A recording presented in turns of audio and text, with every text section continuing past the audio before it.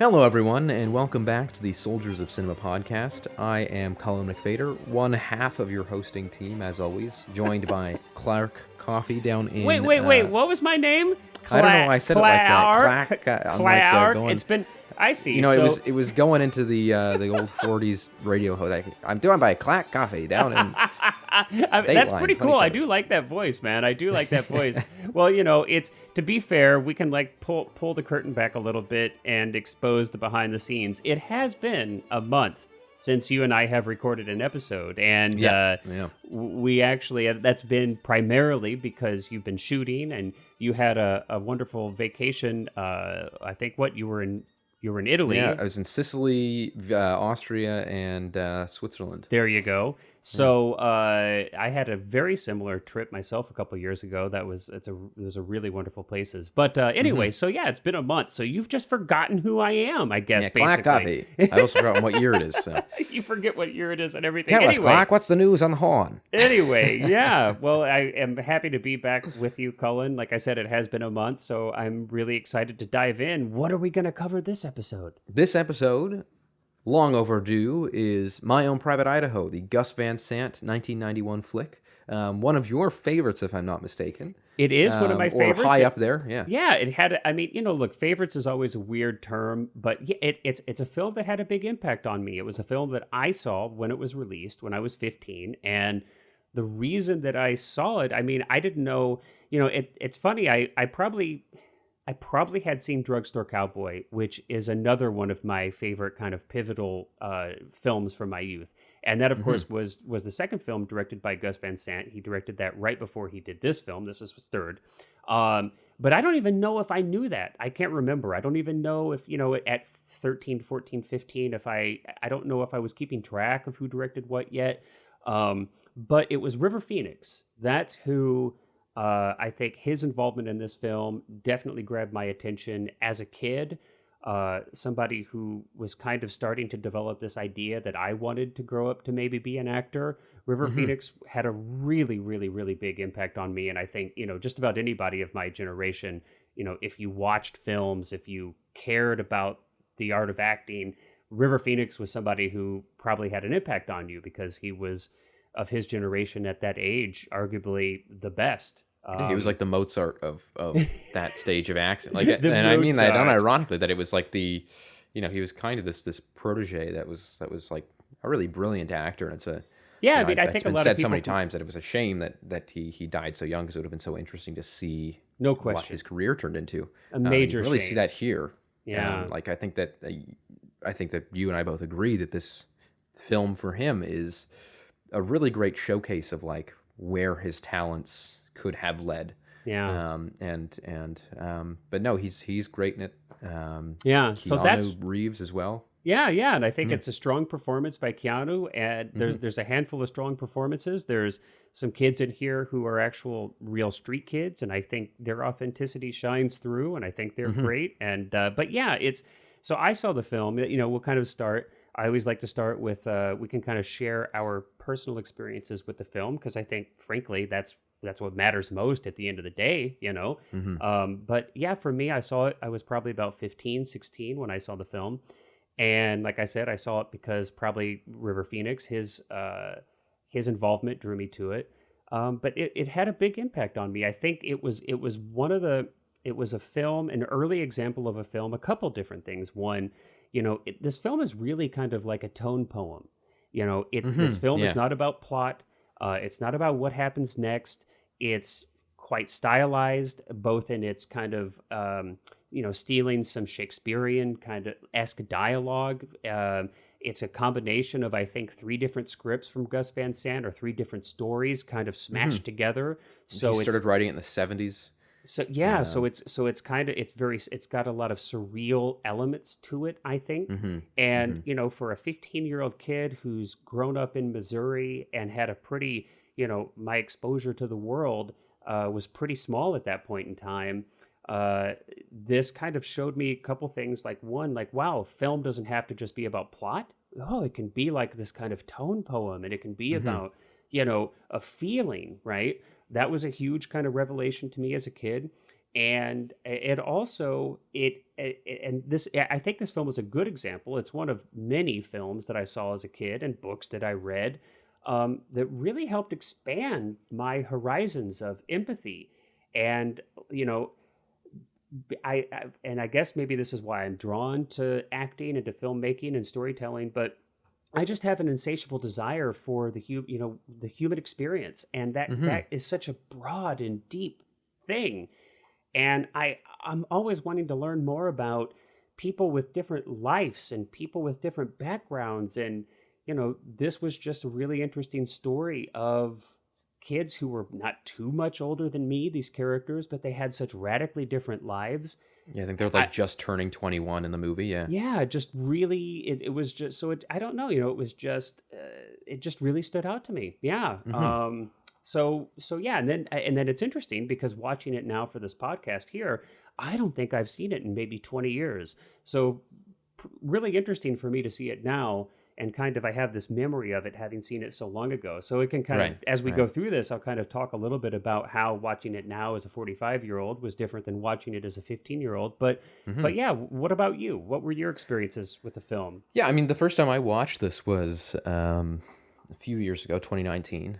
At my suggestion. Yes, exactly. Yeah, I was supposed to. I was heading down to California to do a film with you and meet up with our Soldiers crew, and we were kind of sharing films back and forth with each other as to like what potential inspirations or points of like interest might be for what we were going to do. And one of the ones that you suggested for me was this. I think it was this and Drugstore Cowboy were the two that you kind of sent up. Yeah. I remember seeing it at the time, and again, I was immediately fascinated by the Shakespearean elements. Like kind of he said that it's kind of like an amalgam of like Henry IV, part one and two. There's kind of loosely based on and kind of pieces and snippets of Henry IV's part 1 and 2, and I think even a little Henry V. Yeah. Yes, yeah, and I think that to me, what again, I'd done a lot of Shakespeare in the theater program I was in high school.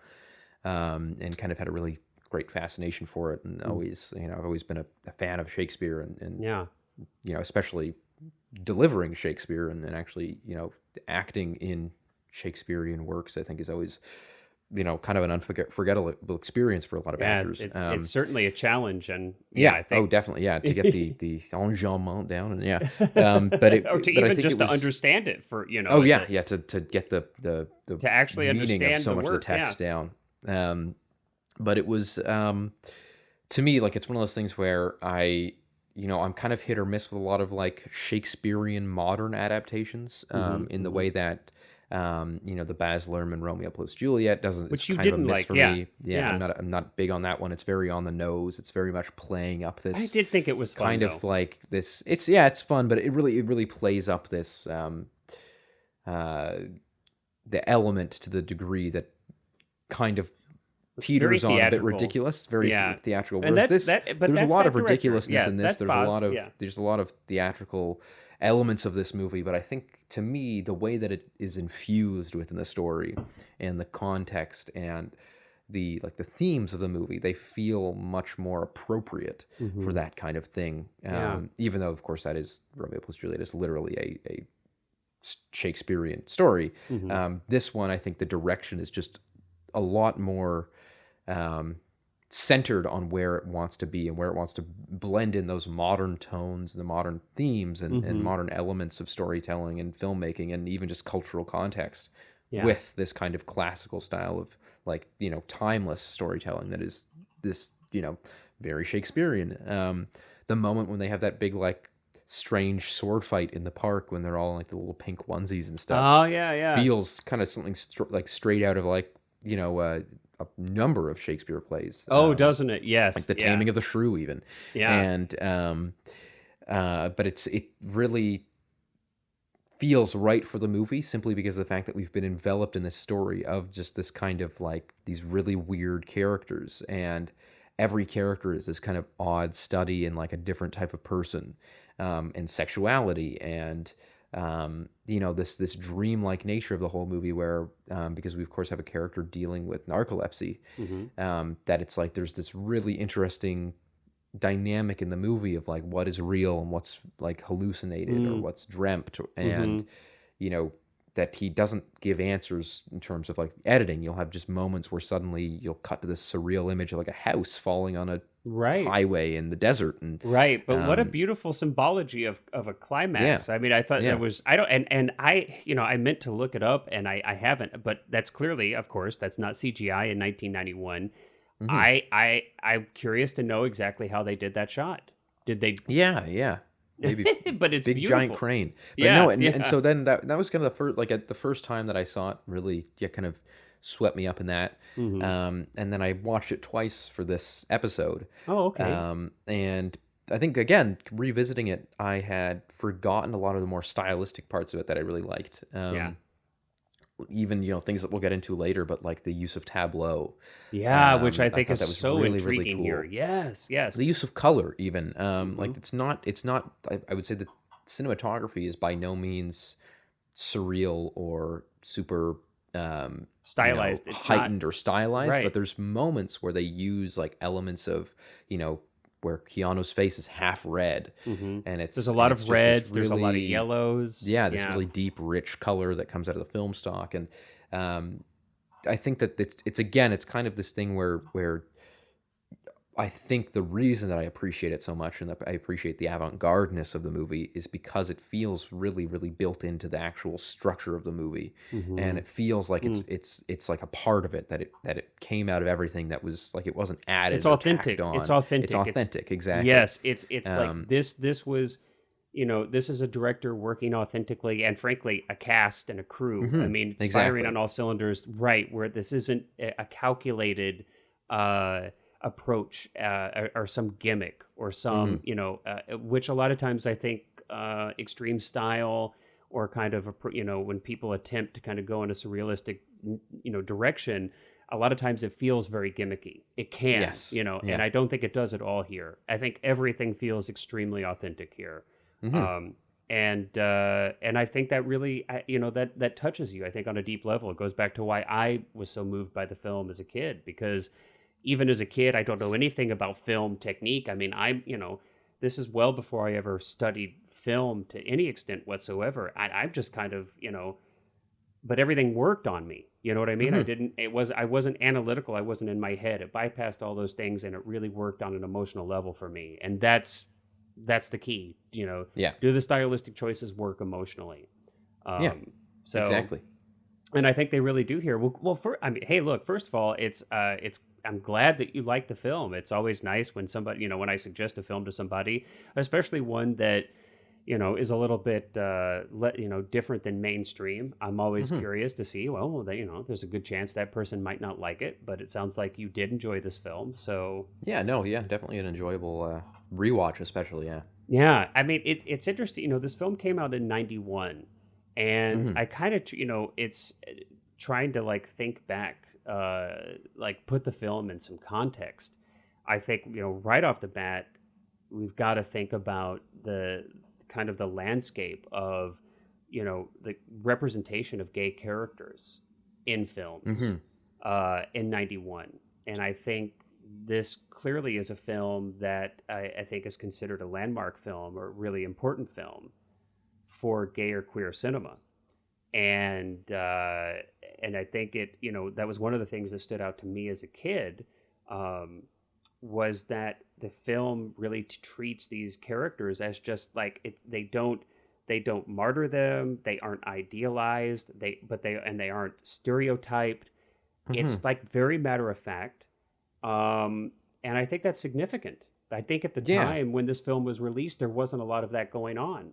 It's not patronizing in the slightest. It's very and it's not reductionist. It's, you know, it's, and so I, you know, even I couldn't have articulated that, of course, when I watched the film. But I guess that's what I'm trying to say when I said that this film was like a empathetically broadening film for me. You know, not being gay myself and growing up in Missouri and in the time in which I grew up, I did grow up around a lot of casual homophobia. I mean, that's just a fact. It was, and I say casual, not that it was, I mean that it was everywhere, prevalent, you know, that as a straight person, that's just how kids would talk. And I mean, and so it had a big impact on me in that way of opening my kind of like exercising my empathetic muscles and like, whoa, there's like lots of different people out there, and it's people. Not just the stereotype. Yeah. And I can like see myself here. It's like we all experience longing for love and longing for home. And I know it seems maybe ridiculous as adults. We've got a lot more life under our belt. But to, a little 15-year-old kid growing up in Missouri, sometimes these things can be really eye-opening for you. Mm-hmm. Yeah. I think that's why one of the reasons this film is so important to me is that it kind of helps show me, along with many other works of literature and film, how powerful art can be. Mm-hmm. So yeah, but I think it's important context. I think this was I think that we could definitely say that it was a landmark film in that way. Yeah, no, definitely. I mean, you look at the prior depictions of like homosexuality or even just any gender or sexuality kind of variances in film. Yeah. And either you have something where it's used as an element of like a horror, right. or it's a gag, yeah. or on the kind of right. other it's end the butt of that of spectrum, it's this like the entire film centers around this like tragedy about that person's identity, and it's all centered like that person doesn't have an identity. It's just that they're one reduced element of they're to reduced that one to element. that. Yeah. Yeah. Right. And so I think that it's very true that like when this film, the fact that they are gay or bi or it's never really specified, because Keanu Reeves of course goes with both. Yeah. Or even some cases it's almost hinted that it's just kind of like an element of like making money, and but you never. It's never something that is like, again, patronized or, it's never like centered on in such a degree where it just feels like it's preaching. Yeah. And I think that really makes it much more authentic. It makes it much realistic, and it makes it easier to just, I think, relate, to this really, again, you just kind of feel what the characters are feeling, in a way that kind of surpasses that one sticking point that a lot of other movies would really harken on. And we've had some, and I think you and I talked a little bit, before we started recording, of some examples of, kind of these Oscar bait films. Oftentimes they're biopics. It seems that, we find a lot of this, and the opposite of what we're describing for My Own Private Idaho. We see the opposite of that a lot of times in these biopics where, characters they're reduced, and the complexity and nuance of their humanity is just taken away, and they're turned into martyrs, or they're turned in, and it's just it's just unpleasant to see. It's not interesting, and I feel like it's insulting to the real human beings these films are about. These. Well, and I think it's one of those things too for me that really. A more recent example of a movie that I think does it really well, and it is honestly similar-ish in subject matter to My Own Private Idaho, is Moonlight, which I have found not seen, unfortunately. What I liked about that, and what I like about this, is that it, like, the characters still, they're flawed, they're human, they're human. It's a story about somebody. It's not a story about and I just think I can see, to me, why this would have been such a breath of fresh air for the gay community, or even just like a gay kid growing up, just thinking like it's about time that there's a movie that comes out where it's a happenstance part of their personality, and it's not just about X, Y, and Z aspects of their, and I think that's exactly what you're saying. There's so many biopics that come out that are just about the one element of this person's life, element, like a handicap or their sexual orientation, and it just becomes those things are all important. Like, but also very often done by people who either aren't gay or aren't trans or aren't, that it's like this like pat on the back, right? Whereas of course Gus Van Sant is a gay man, and so it really, I think undoubtedly that's where a lot of the authenticity comes from, where he doesn't feel the need to pander, he doesn't feel the need to give this like heartfelt, martyrdom to these characters. He can just make these characters be real to what he experienced, and I think you feel that exuded throughout the whole movie. Even if Gus Van Sant wasn't actually, a male prostitute or whatever. Sure. And no, I'm pretty sure that he did not have that experience, and I think he actually grew up with quite a bit of money. I think his family was they were wealthy. pretty well to do. Yeah, and so but you still get this idea of where like how deep identity can go for somebody, and how if you actually play that authentically and you just put that into the movie as what it would be and what it feels like to be that character, and that these characters aren't stereotypes. They're not. They're not caricatures of what people at the time, especially would imagine a gay person was. It goes a long way, and I think that you, if anything, are a testament to that, being 15. Because even when I was 15, or maybe a little bit younger, but when I was like in middle school, there was still, at that point, still a lot of casual homophobia and just culture at that time, and that's like the mid to late 2000s, and there was still, you could go to a movie and there would still be plenty of jokes at any marginalized group's expense. And so I think the fact that this movie convinced a 15-year-old kid in rural Missouri to have empathy for, towards people that I'm sure that in passing you'd probably run into gay people, but that weren't out. Right, that were very much likely. It was not within my experience at that point of my life, right? Yeah. Yeah, so I think it's a testament to this movie's authenticity and the far reach of just taking that authenticity to a point where it exudes itself in the film itself and the story and the characters, rather than again being preachy. Yeah. I think that kind of power. shows. Yeah. It's a wonderful power that art can have. Yeah. So.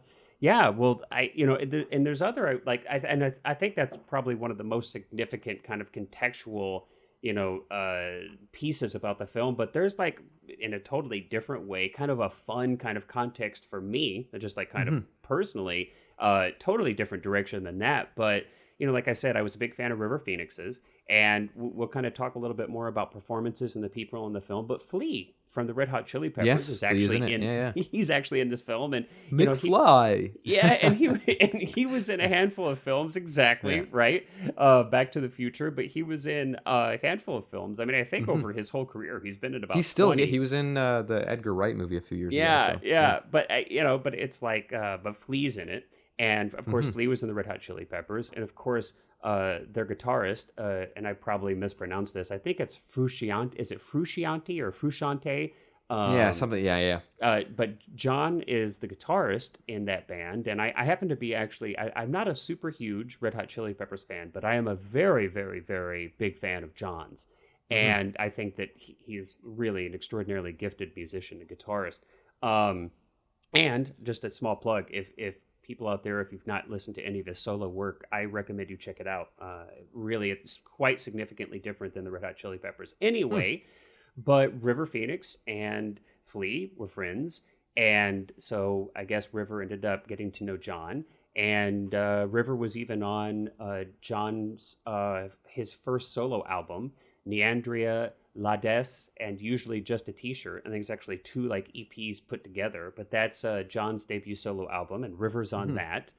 And I think he's even in a few more pieces of he's in a Red Hot Chili Peppers music video too. So I guess what I'm trying to say is there was like this fun little group of like, clearly these are friends, they're like sharing in each other's projects, and I always thought that was kind of fun. I don't know if you find that but you're kind of I love those little kind of like collectives, where it's almost like this little universe, that's kind of, you're like, and especially this is like pre-internet, and I'm like, it would be fun to kind of pick up these little pieces, like, oh, that's River Phoenix on that song. It's kind of like the Mel Brooks, Richard Pryor, like the group of them, the Gene Hackman, Wilder, that all kind of, they would just appear in each other's works because it was fun. And it was fun to pick it out. You'd be like, oh, there they are, or So I thought that was kind of fun. That was like a fun little piece for me, just as contextually for this film.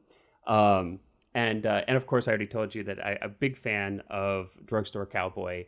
But let's go in then to Gus's direction and talk a little bit about that.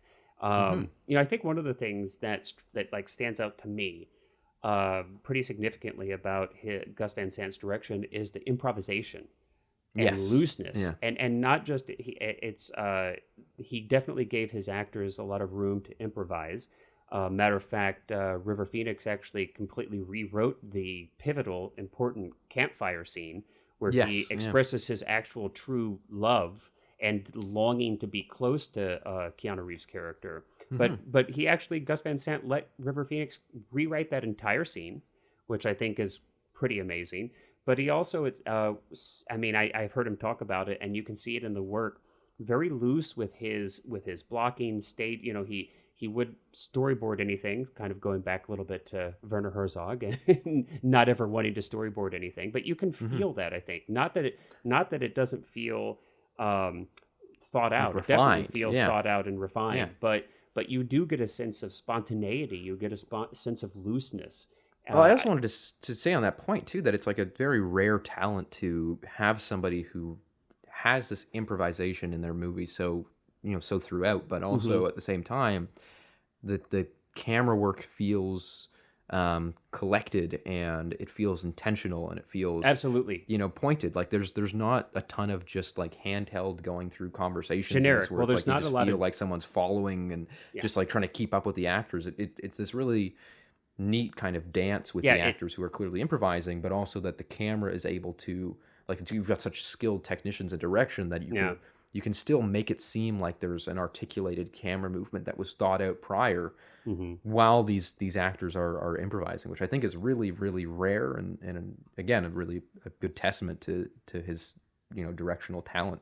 Well, and we actually have two people who are credited as cinematographers. We've got John J. Campbell and Eric Allen Edwards. And I think Edwards did most of the lighting and Campbell operated camera, I think. But we do have two people listed. I think, you're right. What I see in the work is a lack of generic camera.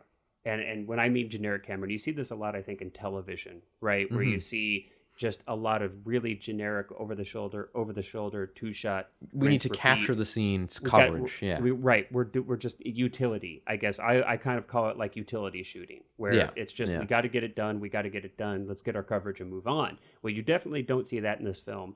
I think there are sprinkled throughout the film a handful of actually quite technical camera moves or camera work, and I think that putting those quite technical pieces in there, I think really helps contribute to that overall feeling that it's that it really spent some serious time and consideration. I mean, just things that kind of just come at me right now. There's a really beautiful crane shot where we come down off the roof of a building and we go through a handful of hustlers that are on the street corner into the adult bookstore. I think that's and then Keanu's on the front cover, and then well, that's another shot that we'll get to in a second because it's really cool. But that's like a really technical, I think, very choreographed, very poetic shot. You've got some interesting. I mean, you've got a camera on a motorcycle pointed up at the handlebar. It's a really interesting, unique angle. There's a lot of, I think, really, clearly like very specifically choreographed shots. But then you've also got some handheld mixed in. You've got the opening shot is handheld. It's actually really... But again, it's one of those things that I always like divide handheld into two different categories. There's like there is the handheld, which is a choice, which is a planned, you've got very specific blocks and markers that you've got to hit in that handheld. And then there's the second type of handheld, which I think is, the messy kind of lazy way of doing it, which is just like, we don't really want to put a camera on the tripod, so we're just going to follow the action. We want to save time. And it's very much the first type. Like you can very much tell, and it's well in the done. Handheld moments that it's very thought out. It's methodical. It's it's like one of those things that I always admire Spielberg for being able to do that as well, where there's, especially in his later films, there's a lot of handheld in Spielberg's films, but you can always tell that wasn't just a choice out of laziness or saving time. It was a choice out of like, this would work here because this is the feeling of the scene. And I get that a lot in this, which is that, which is again kind of my point about the improv, which is why it's so special to me that it does still feel so refined, and that it feels very directed in a very good way, not not that you're like feeling it feels choices, conscientious. Exactly. And it's interesting too, and it's like I mentioned the very opening, you would kind of have I think this is a good example of that thoughtfulness, especially with the handheld work. You've got the movie opens on a scene with River Phoenix character on the road. which is this is. I mean, we haven't really talked about that so much, but this is in a way a road movie. This is kind of in the tradition of the road film, and but he wakes up, and this is a handheld shot. But it's one of the better handheld shots I've seen in a long time. And I'm pretty sensitive to handheld camera work. I am not a fan of shaky. I'm not a fan of just like, putting movement in a shot because we want to try to give it some kinetic energy. Yeah, you got to make it exciting. I think you and I both agree. I like a heavy camera. I like a weighty camera. I like to feel the intention of like a movement. Yeah. But it's extremely well done. But then we bookend it that the film ends with the exact same shot in effect. But this time we're on tracks, and it's a dolly shot, and the contrast that they're making about where the character was when he started and where we are when we end and what we've gone through in the movie is a very conscientious choice to have a different type of shot at the end, the dolly versus the handheld. But the film it's just a small example, but the film is full of these kinds of thoughtfulness. And it's it's like a grand approach to this like kind of surreal dreamlike feel of the movie too. Like that opening shot feels very dreamlike. It feels very, and you're intercutting with these like just flashes of imagery of like seemingly unrelated imagery, but you realize throughout the movie why he's thinking about those images, why they're coming up, of like houses being destroyed and things like that. And well, we've got the time lapse. We could talk about that. Time lapse photography. We have some really wonderful time lapse photography. We've got I think there's some 8mm footage, if I'm not mistaken. It's either 8 or 16. The old home footage. The old like simulated home footage. Where we have Rivers' character thinking back, trying to pull these memories of his past when he felt like he had a home and he felt safe with his mother. He's always trying to get back to that. I think that was really well done. There's quite a bit of it. But it's really well done. We've got, you'd already mentioned the tableau. I want to talk about that's a really interesting. So there's three. I think it's only used or is it three times? I think there's three times. I think we have. There's maybe I'm wrong. We have Keanu Reeves' character with the woman that he meets in Italy in the farmhouse. We have the threesome with the German guy, and who is like fantastic, like character. That's fantastic Udo Kier, I think, is Hans. And I felt like there was another, but maybe I'm making that. There might have been. I can't. Those are the two that stuck out. Those to are me. the two that stand out. But it's this really interesting thing where it's like you get into this like sex scene, and suddenly it's just these flashes of tableau that aren't stills. They're not freeze frames. You can tell the actors are still frozen. Breathing and moving, but it's like this really interesting, and they're in these incredibly almost Renaissance painting like positions of like the intermingled like arms and beautifully lit and.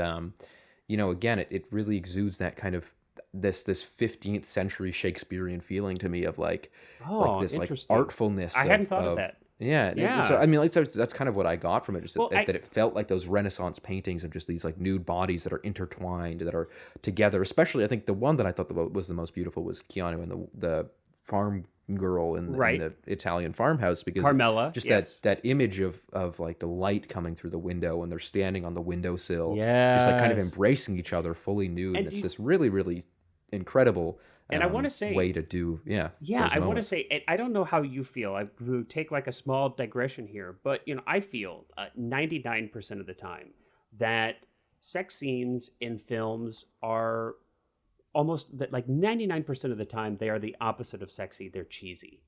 I don't know. It's like it's either they're gratuitous and it's obvious they're gratuitous, or director clearly feels kind of uncomfortable about like and everybody doing it in a way. But so it was so interesting to see this extremely unique way of doing this. In a certain sense, it's like, and I think it's for the reason that you just described, that it I don't know, it removes us a little bit so we don't feel awkward, right?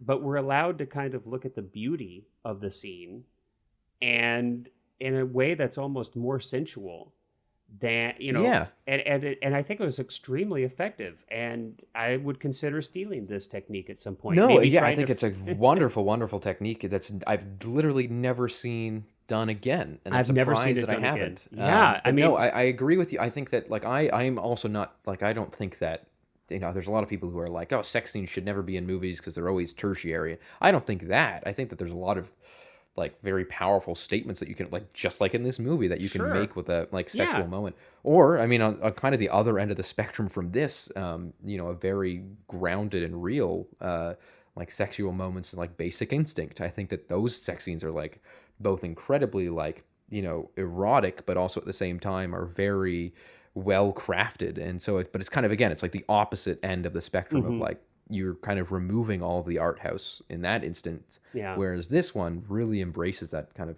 that very art house avant-garde feeling, where it's like you're just getting these almost flashes of memories, which to me almost feels like really, really psychological, in that it's like this kind of like, post-sexual feeling of just like these flashes of memories, as opposed to like existing in the scene with those characters as they're doing which it. Feels more feels more accurate to memory. That's kind of regard of whatever the thing is that you're remembering, where they're like it's like these this adrenaline. Yeah. Very interesting. I hadn't thought of it in that context either, but yeah, it's and I've not seen this since. And I think it's a very interesting choice to not use actual freeze frame, like you said, but it's actual, we've got running film. It's 24 frames per second, but we have actors posed together and they're doing their best to hold still. And it's only like 2 seconds per shot. Yeah, too, it's like maybe very 2 seconds, quick. but it's enough. You can see the breath. You can see, because they're kind of contorted in challenging positions, I would imagine, just logistically as an actor. I bet, some of these positions are probably hard to hold. And you can see that they're kind of struggling to do so, that there's movement in their bodies, which frankly, I think adds, actually, as opposed to distracts from the technique. I found it really intriguing. No, yeah, it felt really organic. Like you were like, again, to me, it felt like these, like I think that if he had done freeze frame, it would have taken away that feeling of like this living Renaissance painting. Whereas like the fact that it's live, it feels like you're like seeing something in person, that it's like this brilliant like work of art, or even like not even necessarily paintings. I mean, I definitely get a lot of paintings from it, but like statues, even like marble statues embraced. You feel like these statues have come to life, but are still. Gus was a painter, or is a painter, but I think he has a lot of painting experience, and so that it's very possible that that's maybe part of the connection for him with that. Interesting. Well, let's like jump a little bit as we cruise through here to performances. We've touched on like some of this for sure, but I kind of wanted to just hit this again. I mean, we've already talked about River Phoenix. I think, across the board, I think just about everybody agrees that this is one of, if not his best performances, and in a career that was short but quite substantial. I think when he was younger, Stand By Me was another one of his really... He also had the small part in third Indiana Jones, I think. Oh, yeah, where he played Indy. Yeah, and that exposed him to a wider audience. Huge audience, To a huge audience. But yeah, I mean, this was, one of his last performances, and maybe one of his most significant. And like you've already stated, I mean, it hints at, doesn't even hint. I mean, it directly, you see, like, he is extremely captivating. He feels very authentic, and there's like just really physicality. I think one of the things that really strikes me about this performance, I'm curious if you noticed or what you think, was his physicality. I mean, this character is narcoleptic. There's some, I don't know, how to describe it. I mean, it seems like so much of his acting is so perfectly conveyed through this character's physicality. That he really plays with the vulnerability really well. It really strikes me. And River always, I think, had a vulnerability about him that he communicated through his work. And it's really interesting in contrast to Keanu Reeves' character, who is like very confident, very, he's the one that's making these grand speeches and fooling with Bob Pigeon, and like all these like moments where he, and he just is able to like go to his father and directly stand up to him and say, the stakes are radically different for the two characters. Exactly. I think Keanu does a good job. Keanu has this safety net of like his character. I mean, not Keanu Reeves, but he has this safety net of, explaining why he's not vulnerable, explaining, very much alluding to the fact that he doesn't have that much to lose. And of course the film ends with him getting that and essentially breaking off from this lifestyle. But I think that Keanu, I mean, I mentioned this when we were having our little preliminary chat, but I had just the other night rewatched the Coppola Dracula, Bram Stoker's Dracula, and which of course stars Keanu Reeves. That he got a lot of flack for that role. Oh because my, he's kind did of he doing ever? this British accent, and he's not great at it. But I actually like really enjoyed his performance in it. This time I watched it, like he plays up. That whole movie is so stylized and so like surreal in a way, very very similar to this, like where there's just like very nothing feels real in the film.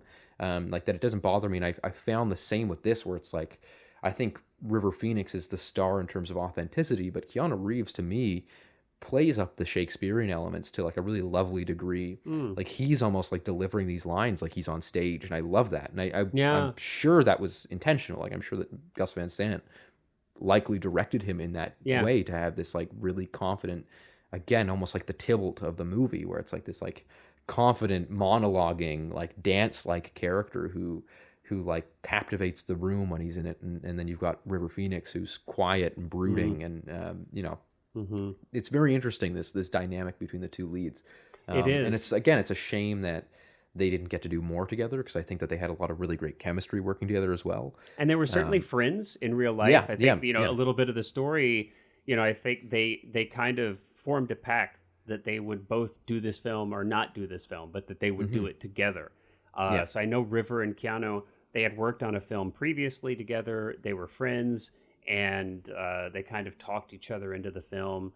And so I think you can see that. I think, there is a good chemistry. And Keanu Reeves, and I've heard even some criticisms of his performance in this film. And of course, I think he's come around to his career to such a place now that he's fairly beloved. I think, he has a reputation for being extraordinarily kind and generous in real life as a human being. And from Toronto, he's so ubiquitous. I mean, he's everywhere. I think everybody just kind of loves him at this point. Regardless of whether you think he's an outstanding actor or not. But I do think it's easy to take him for granted, and I do think that he is quite good in this film. I think another performance that's worth pointing to would be Bob, the character of Bob, played by William. Which is another interesting story. Richard. Is it Richard? Richard. Yeah, I think it's Richard. Yeah. I mean, it's so. William is actually a director, and he had directed a film that River Phoenix had been in, and so the story goes that they had already cast that role with somebody else, but that actor wasn't working, and so when they needed to find a replacement at the last minute, River Phoenix had William in mind and talked him into performing this role. So I don't know that William had a ton of acting experience before this. I'm not quite certain, but I do. But he's a lot of fun. Yeah, but he's a lot of fun. I think he is absolutely great. Now he has by far the most Shakespearean kind of twist and dialogue of any of the other characters. But his character is absolutely fantastic, and I think it's a character that you could easily miss the mark on, and it's because he's over the top, but I think he just nails it. I think it's a fantastic performance. And then, of course, you've got Flea, and like, what can you say? You can't say anything bad about Flea. Flea is awesome. What have I got? No, he's so much fun. You gotta love Flea. I think he always brings so much energy to everything he does. God, yeah. I mean, whether it's his music, whether it's his acting, and I read his recent autobiography, and I'm just like, how can you not love Flea? I mean, I don't know anything about his personal life, but he seems. I don't either. Like I don't know nice anything guy. about his personal life. He sounds like he just seems from what I've seen and what I like look at. He just seems like he'd be like a great. I'm sure great somebody's probably gonna like call us out that he's done something horrible. I don't know, but but from his work, which is the only way that I know him, he definitely has a lot of energy. And he brings it to this film for sure. Well, I think, what else do we have to discuss? Music, we can talk about that a little bit. Yeah, briefly, there's a really neat soundtrack on the movie. Again, you kind of mentioned that it's very Coen Brothers-y almost, there's one song about the cattle rustling or whatever, and that was it reminded me a lot of it's Eddie Arnold, the cattle call, and if I'm not mistaken, the movie opens with this song, and it just had, and it comes up I think at another moment in the movie as well. I think there's one other instance where it's used very briefly, but it reminded me a lot of the song in Grizzly Man that like coyotes wail right at the end, but it's also very similar to like Raising Arizona. Yeah, it's like that yodeling like country. Yeah. It's like this old country tune. Yeah, but I think, again, the music overall worked extremely well. There are parts, for instance, that yodeling song that kind of bring us really quickly into this surreal world. But there's also some, like, there's Madonna, there's Elton John, there's Pogues, there's popular music too, that I think works really well. And as a little note too, just another small piece of trivia, there's actually, River Phoenix and his sister Rain had a band, and I think it's Aleka's Attic, if I'm not mistaken. And so they had a little band together, and there's actually a song from them titled Too Many Colors in the film as well. So River also contributed to the soundtrack. Yes, yeah. I bet you didn't know that. So did the German guy. Oh, did he really? Oh, so yeah, that song that he's doing in they recorded that song. Yeah. Okay, fine. So you tied me on that. I thought I could pull one over on you, but nope, you got me. I got it. Yeah, in my back pocket. There you go. Well, I really enjoyed the conversation about the film. I'm so glad you enjoyed the film. Period.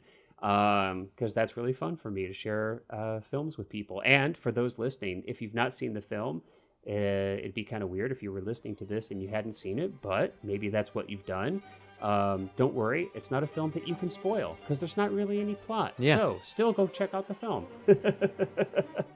But excellent. Well, Cullen, thanks as always, man. I've really enjoyed our conversation, and thanks to everybody out there for taking a listen. We really appreciate you, and we will catch you next time. Yeah, bye-bye.